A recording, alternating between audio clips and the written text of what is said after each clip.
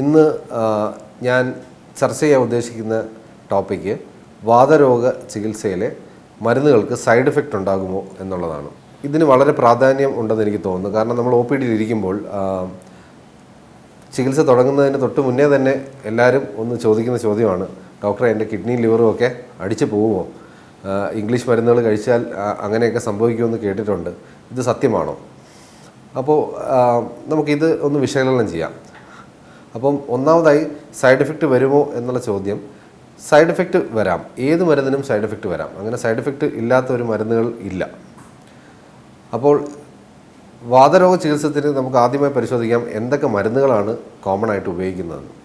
അപ്പോൾ ഇതിൽ വരുന്ന പ്രധാനപ്പെട്ട മരുന്നുകൾ disease modifying anti rheumatic drugs എന്ന വിഭാഗത്തിലുള്ള മരുന്നുകളാണ് ഏറ്റവും കൂടുതലായിട്ട് വാതരോഗങ്ങളെല്ലാം ഉപയോഗിക്കുന്നത്.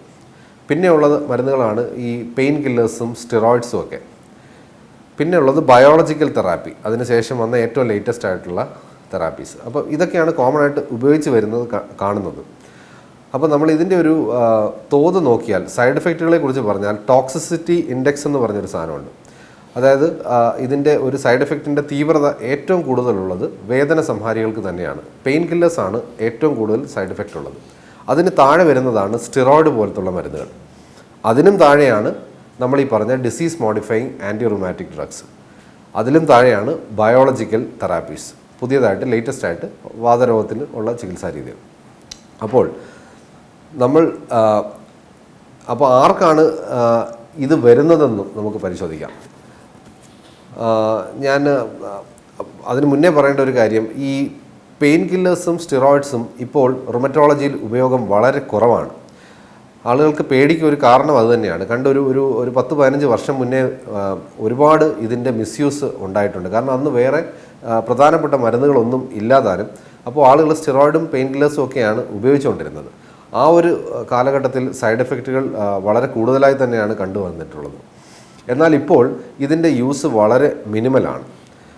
അപ്പോൾ വാതരോഗത്തിന് ഞാൻ പറഞ്ഞു, ഇപ്പോൾ പ്രധാനമായിട്ട് disease modifying anti rheumatic drugs ആണ്. മീതോട്രിക്സേറ്റ്, സൾഫാസാലസിൻ, ഹൈഡ്രോക്സിക്ലോറോക്വിൻ, ലെഫ്ലൂണമൈഡ് മുതലായ മരുന്നുകളാണ് പ്രധാനമായും ഉപയോഗിക്കുന്നത്. പിന്നെ അതിൽ നിൽക്കുന്നില്ലെങ്കിൽ പിന്നെ പുതിയ മരുന്നുകളായ ടൊഫാസെറ്റിനിബ്, ആൻറ്റി TNF ഇഞ്ചക്ഷൻസ്, റിത്തുക്സിമാബ് പോലുള്ള ബയോളജിക്കൽസ്, അങ്ങനെ ഒരുപാട് നീണ്ട നിര തന്നെയുണ്ട്. ഇപ്പോൾ ഒരുപാട് നല്ല മരുന്നുകൾ അവൈലബിൾ ആയിട്ടുണ്ട്. അപ്പോൾ ആർക്കാണ് ഇതിൽ സൈഡ് എഫക്റ്റ് വരുന്നതെന്ന് ചോദിച്ചാൽ, പ്രധാനമായിട്ട് നമ്മളിപ്പോൾ ഈ പറഞ്ഞതുപോലെ ഈ വാതരോഗ മരുന്നുകളോടൊപ്പം തന്നെ പെയിൻ കില്ലറുകളൊക്കെ കഴിക്കുന്നവരുണ്ട്. അവർക്കതൊരു ശീലമാണ്, സ്ഥിരമായി അത് കഴിച്ചുകൊണ്ടിരിക്കും. അപ്പം ഞാൻ പറഞ്ഞു, പെയിൻ കില്ലർ എന്ന് പറഞ്ഞാൽ തൽക്കാല ശമനത്തിനുള്ളതാണ്. ഈ അസുഖത്തെ കുറയ്ക്കുന്നതിൽ അതിന് വളരെ റോള് കുറവായില്ല എന്ന് തന്നെ പറയാം. അപ്പോൾ വേദന നമ്മൾ കടിച്ചമർത്തുകയും അസുഖം കൂടുകയും ഇതോടൊപ്പം മറ്റു മരുന്നുകൾ കഴിക്കുമ്പോൾ സാധാരണ സൈഡ് എഫക്റ്റുകൾ കൂടുതലായിട്ട് കണ്ടുവരാറുണ്ട്. അതിൽ പ്രധാനമായിട്ട് ഈ കിഡ്നിയുടെ പ്രശ്നം, ക്രിയാറ്റിൻ കൂടുക, ലിവറിന് ഡാമേജ് വരിക, എൻസൈംസ് SGOT, SGPT മുതലായ എൻസൈംസ് കൂടുക. അപ്പം അത് ഒരു പ്രധാന പങ്കാണ്. അതോടൊപ്പം തന്നെ ചിലവർ ചോദിക്കാറുണ്ട്, ഇതോടൊപ്പം തന്നെ ഞാൻ ആയുർവേദം കഴിച്ചോട്ടെ അല്ലെങ്കിൽ മറ്റ് ഓൾട്ടർനേറ്റീവ് മെഡിസിൻ കഴിച്ചോട്ടെ.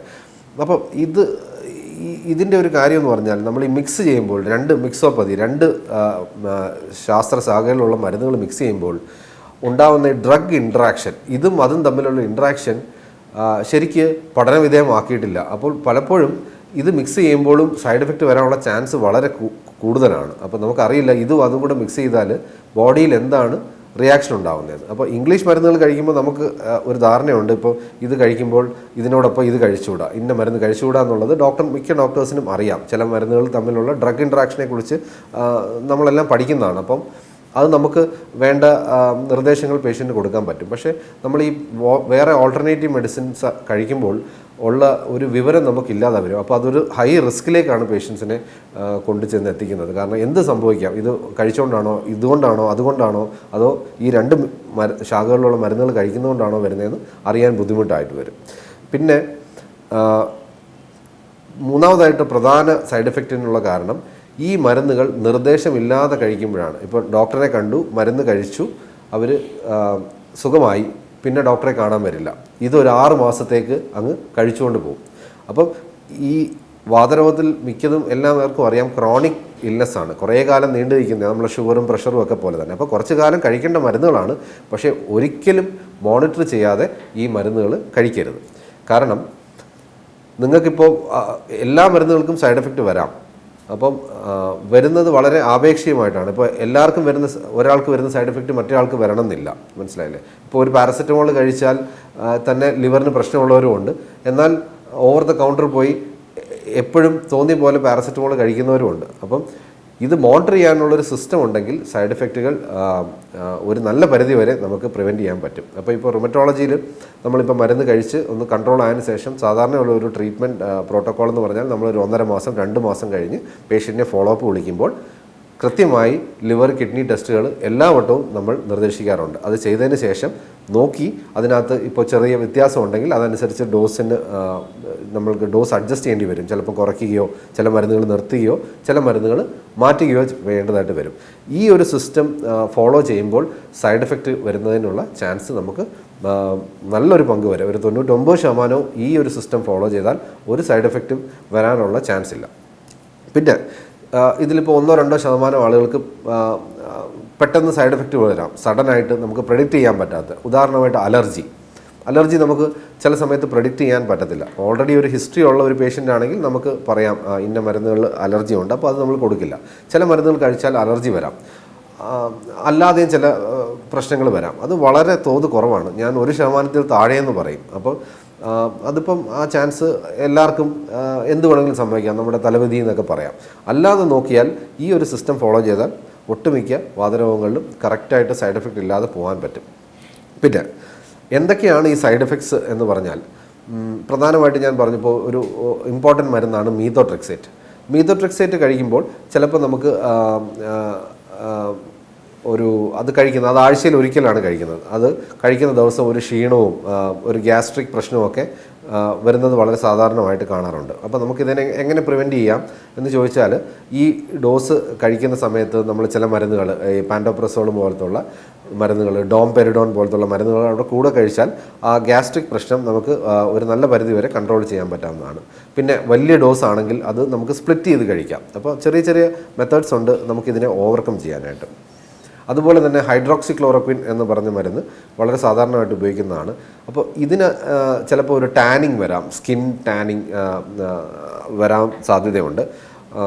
അപ്പോൾ അതിൻ്റെ ഡോസുകൾ ചെറുതായിട്ട് കുറയ്ക്കുകയോ, അല്ല വളരെ സീരിയസ് ആയിട്ടുള്ള ഇപ്പോൾ SLE പോലത്തുള്ള അസുഖങ്ങളിൽ ചിലപ്പോൾ നമുക്ക് ഹൈഡ്രോക്സിക്ലോറോക്വിൻ മാറ്റാൻ പറ്റില്ല. അല്ല മറ്റ് വാതരോഗങ്ങളിൽ നമുക്ക് വേറെ ഓൾട്ടർനേറ്റീവ്സ് ഉണ്ട്. ഇപ്പോൾ റുമറ്റോയിഡൊക്കെ ആണെങ്കിലും, ഇപ്പോൾ പെൺകുട്ടികളൊക്കെയാണ് അതൊരു കൺസേൺ ആണെങ്കിൽ നമുക്കത് മാറ്റാവുന്നതാണ്. പിന്നെ പറയുന്നത് മുടി കൊഴിച്ചിലാണ്. ചിലവർ പറയുന്നത് ചില മീത്തോട്രെക്സേറ്റ്, ലെഫ്ലോണമൈഡ് മുതലായ മരുന്നുകൾ കഴിക്കുമ്പോൾ മുടി കൊഴിച്ചിൽ പറയാറുണ്ട്. അപ്പോൾ അത് ആദ്യമേ ഡോക്ടറുമായിട്ട് ഡിസ്കസ് ചെയ്ത് ചില ബയോട്ടിൻ പോലത്തുള്ള മരുന്നുകൾ, ചില വൈറ്റമിൻസ് ഒക്കെ കഴിച്ചു കഴിഞ്ഞാൽ നമുക്കത് ഒരു പരിധി വരെ പ്രിവെൻറ്റ് ചെയ്യാം, അല്ലെങ്കിൽ ഡോസുകൾ ചെറുതായിട്ട് കുറയ്ക്കാവുന്നതുമാണ്. പിന്നെ സൾഫാസാലസിന് ഈ സൾഫ ഗ്രൂപ്പ് അലർജി ഉള്ള പേഷ്യൻസിന് ചിലപ്പോൾ അലർജി വരാനുള്ള ചാൻസ് ഉണ്ട്. അപ്പോൾ നമ്മൾ മിക്കപ്പോഴും പേഷ്യൻറ്റിനോട് സ്റ്റാർട്ട് ചെയ്യുമ്പോൾ ചെറിയ ഡോസിൽ 1 ഗുളികയൊക്കെ വെച്ച് സ്റ്റാർട്ട് ചെയ്തിട്ട് ഒരാഴ്ച നോക്കി അലർജി ചൊറിച്ചിലും ഒന്നും ഇല്ലെങ്കിൽ അത് തുടർന്ന് കഴിക്കാനാണ് പറയുന്നത്. അപ്പോൾ നമുക്കിത് പ്ലാൻ ചെയ്താൽ മിക്കപ്പോഴും ഇങ്ങനത്തെ സൈഡ് എഫക്ട്സ് എല്ലാം നമുക്ക് അവോയ്ഡ് ചെയ്യാൻ പറ്റുന്നതാണ്. പിന്നെ ചില പേഷ്യൻസിന് നേരത്തെ പ്രീ മോർബിഡായിട്ട് മരുന്നുകൾ തുടങ്ങുന്നതിന് മുന്നേ നമ്മൾ ലിവർ ഫംഗ്ഷനും കിഡ്നി ഫംഗ്ഷനും ഒക്കെ നോക്കും. ഇപ്പോൾ ക്രിയാറ്റിനൊക്കെ കൂടുതലുള്ള പേഷ്യൻസിന് ചില മരുന്നുകൾ കഴിക്കാൻ പാടില്ല. അതുപോലെ already chronic liver disease, cirrhosis ഒക്കെയുള്ള പേഷ്യൻസിന് മീത്തോട്രെക്സേറ്റ്, ലെഫ്ലോണമൈഡ് മുതലായ മരുന്നുകൾ കഴിക്കാൻ പാടുള്ളതല്ല. ഷുഗർ അധികമായി, ഇൻഫെക്ഷൻ അധികമായി പ്രായമുള്ളവരിൽ നമ്മൾ സ്റ്റിറോയിഡുകൾ ഉപയോഗിക്കാൻ പാടില്ല. അപ്പം ഈ കാര്യങ്ങളെല്ലാം മനസ്സിൽ വെച്ച് ഒരു പ്രീ വർക്കപ്പ് ചെയ്ത് നമ്മളൊരു വ്യക്തമായ പ്ലാനിലൂടെ പോവുകയും സ്ഥിരമായി മോണിറ്റർ ചെയ്ത് പോവുകയും ചെയ്താൽ ഈ മരുന്നുകൾക്കൊന്നും സൈഡ് എഫക്റ്റ് വരാതെ നമുക്ക് മാനേജ് ചെയ്ത് പോകാൻ സാധിക്കുന്നതാണ്.